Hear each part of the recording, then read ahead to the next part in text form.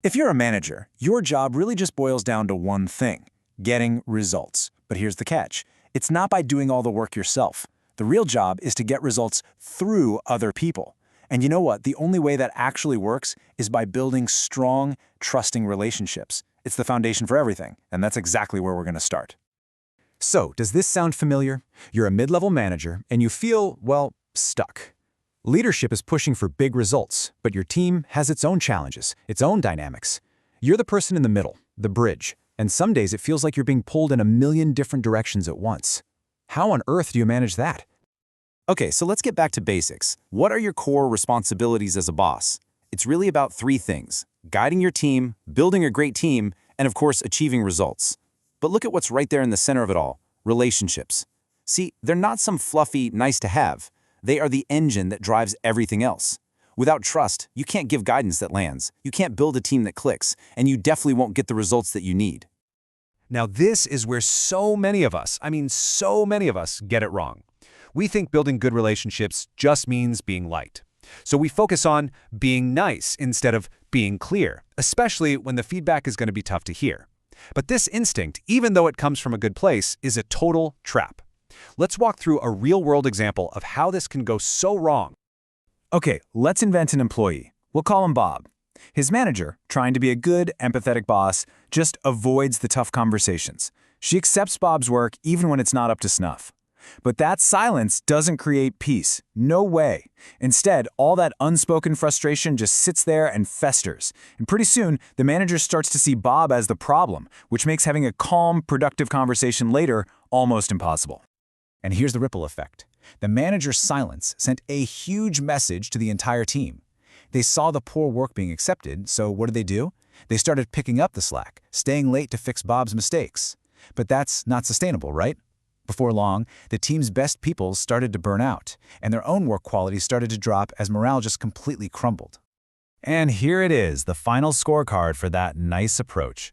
Team morale? Tanked. Performance? Sloppy. Trust in the manager? Gone. And the worst part? In the end, Bob had to be fired anyway, and he was totally blindsided, never really getting a clear chance to improve. This is the predictable disaster that Radical Candor calls ruinous empathy.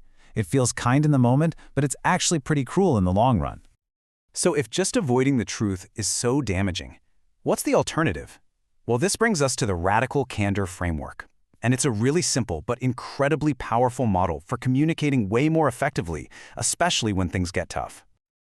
Radical candor isn't some super complicated management theory. It's actually just what happens when two fundamental things come together. The real magic isn't in choosing to care or to challenge. It's about doing both at the exact same time. It's not a trade-off, it's a combination. Let's break those two ideas down. Care personally, that's about more than just being professional. It's about actually giving a damn about the people you work with as human beings. On the other side, you've got challenge directly. This is your responsibility to be clear, to tell people the truth, and to hold that high bar for results that your own bosses expect from you. It's about upholding standards without being a jerk about it. This chart just lays it all out perfectly. When you challenge somebody but you don't show that you care, you're just being a jerk. That's obnoxious aggression. When you care but you don't challenge, like the manager did with Bob, that's ruinous empathy. It's nice, but it's not clear, and it's not helpful. And when you do neither, well, that's manipulative insincerity, the silent killer of teams. But when you do both, that's when you hit the sweet spot: radical candor, compassionate, clear feedback. Okay, so the theory makes sense, right? But what does this actually look and feel like in a real conversation? Let's get practical and talk through some everyday examples. All right, imagine this. A coworker is about to walk into a huge, important meeting, and you notice they've got a giant piece of spinach stuck right in their front teeth. What do?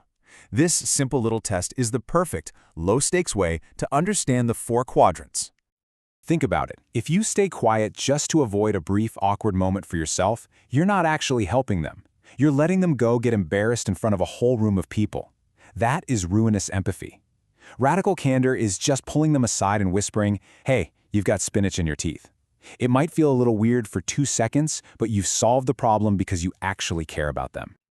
Now let's bring this into the office. Vague feedback like, "Great job, let's just polish a few things," is so confusing. Your team member walks away thinking they nailed it, but you know there's a problem. The radically candid approach, on the other hand, is so much more respectful. It's specific. It tells them what worked and what didn't, and it offers a partnership to fix it. This is the kind of feedback that actually builds skills and trust. And that brings us right back around to the ultimate goal. Practicing radical candor isn't just about becoming a better communicator. It's about being a more effective leader who builds trust and, you guessed it, gets way better results. When you build a culture where clear, kind feedback is the norm, this is what you get. You get fewer surprises because everyone always knows where they stand. Your team grows faster because they're getting the guidance they actually need. Resentment doesn't even have a chance to build up. Trust gets deeper. And because of all that, the work gets better and you get the results your job demands. Let's just reframe this whole idea for a second. Giving direct feedback, it's not a personality trait. It's not something only confrontational people can do. It is a core responsibility of being a leader. You know that old saying, if you don't have anything nice to say, don't say anything at all? That's great advice for a dinner party. But at work, when you're responsible for someone's career growth, it's your moral obligation to say it. We're often so afraid that a tough, honest conversation might damage a relationship. But here's the truth. Silence is so much more corrosive. Your team can handle the truth, especially when you deliver it with care. What they can't handle is the confusion, the uncertainty, and the resentment that grows out of your avoidance. So as a manager who's caught in that squeeze, your most powerful tool for building trust and driving results is your willingness to be both caring and clear. It's not about being liked every single second of the day. It's about being respected and effective for the long haul. So the real question is, are you ready to stop just trying to be nice and start being truly kind by owning your responsibility to give radically candid feedback?